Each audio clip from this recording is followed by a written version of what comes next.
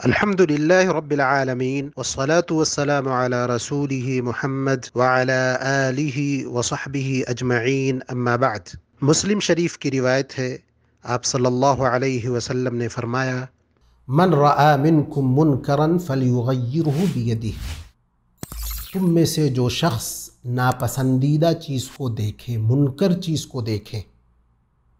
اس میں دو چیزوں پہ دھیان دینا ہے اس ٹکڑے میں۔ پہلی چیز دیکھے، یعنی اس کے پاس خبر نہیں آئی یا کسی نے چغل خوری نہیں کی، بلکہ اس نے اپنی آنکھوں سے دیکھا۔ اور دوسری چیز یہ ہے کہ منکر کا مطلب یہ نہیں کہ ہم کو کوئی چیز ناپسندیدہ ہے، نہیں، بلکہ شریعت کے نظر میں جو چیزیں ناپسندیدہ ہیں، منکر ہیں، مکروہ ہیں، ان کا خیال کرنا ہے۔ اور اگر ان چیزوں کا خیال کرنا ہے تو بالکل آپ کے پاس علم ہونا چاہیے شریعت کا، کہ شریعت میں یہ چیزیں مکروہ ہیں، منکر ہیں کہ نہیں۔ عمومی طور پر شریعت میں کیا کیا چیزیں ناپسندیدہ ہیں، اس چیز کا علم ضروری ہے، ورنہ کوئی شخص منکر سے روکنے کا کام نہیں کر سکتا ہے۔ تو آپ صلی اللہ علیہ وسلم نے فرمایا، تم میں سے جو شخص کسی منکر کام کو دیکھے کرتے ہوئے فَلْيُغَيِّرْهُ بِيَدِهِ، تو اس کو چاہیے کہ اس کو بدل دے اپنے ہاتھ سے۔ منع کرنے کی بات نہیں ہے، یہاں منع کرنے سے بھی بڑی بات ہے۔ ایک تو یہ ہے کہ آپ زبانی طور پر اس کو کہہ دو کہ یہ نہ کرو، یہاں یہ ہے کہ اس کو چینج کرنا ہے، تغییر کرنا ہے، بدلنا ہے۔ تو ہاتھ سے بدلنا یا ہاتھ سے اس منکر کو ختم کرنا یہ عام آدمی کے بس کی بات نہیں ہے۔ اسی لیے علماء نے لکھا ہے کہ التغییر بالید علی الامراء، حاکموں کے پاس یہ طاقت ہے کہ ہاتھ سے روکیں، اور زبان سے روکنے کا کام علماء کا ہے۔ دل میں برا جاننے کا کام یا عوام الناس کا ہے، یہ بعض علماء کا قول ہے۔ تو ہاتھ سے جو روکنا ہے، اس کی دو صورتیں ہو سکتی ہیں۔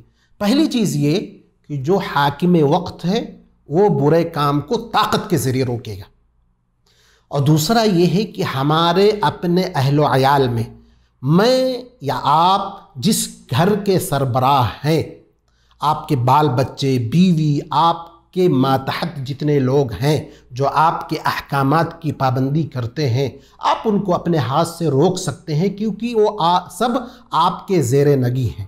تو یہ پہلا درجہ ہوا منکر کو روکنے کا۔ فَإِن لَّمْ يَسْتَطِعْ فَبِلِسَانِهِ، اگر اس کی طاقت نہ ہو کہ اپنے ہاتھ سے روک دے تو زبان کے ذریعے اس کو چاہیے کہ بدل دے، روک دے، وہ کام نہ ہونے دے۔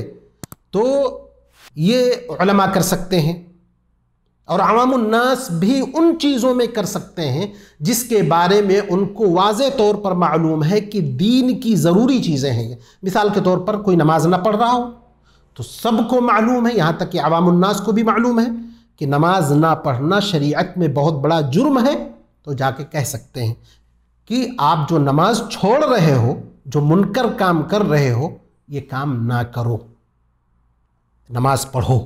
تو یہ کہہ سکتا ہے عوام الناس بھی، علماء بھی کہہ سکتے ہیں۔ اور علماء کی زیادہ ذمہ داری بنتی ہے کہ دلائل کے ذریعے، عقلی چیزوں کے ذریعے لوگوں کو سمجھایا جائے، ترغیب و ترہیب کے ذریعے لوگوں کو کہا جائے، اور اس ماحول کو بدل دیا جائے جو ماحول منکر کا اور مکروہ اور ناپسندیدہ چیزوں کا بنا ہوا ہے۔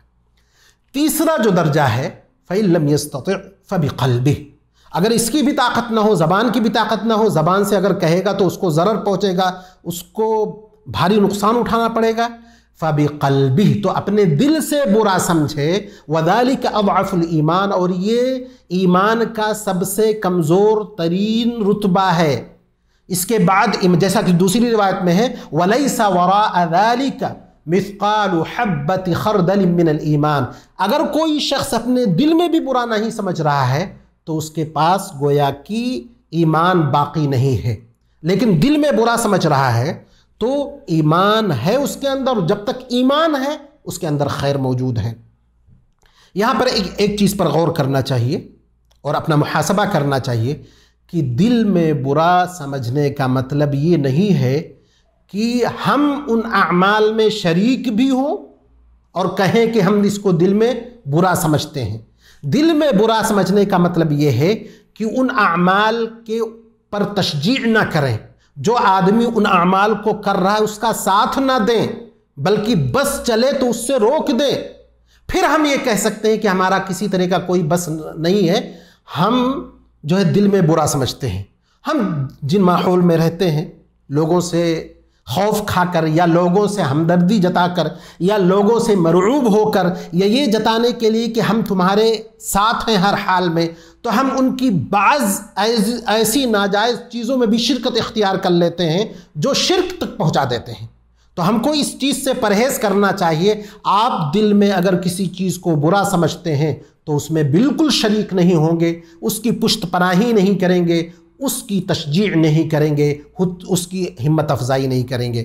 تو یہ چند باتیں تھیں اس حدیث میں۔ اللہ تبارک و تعالیٰ سے دعا ہے کہ ہم کو تمام امت مسلمہ کو اللہ تبارک و تعالیٰ امر بالمعروف والنہی عن المنکر کا خوگر بنائے، اللہ ہم کو برائیوں سے بچائے، نیک عمل کا خوگر بنائے۔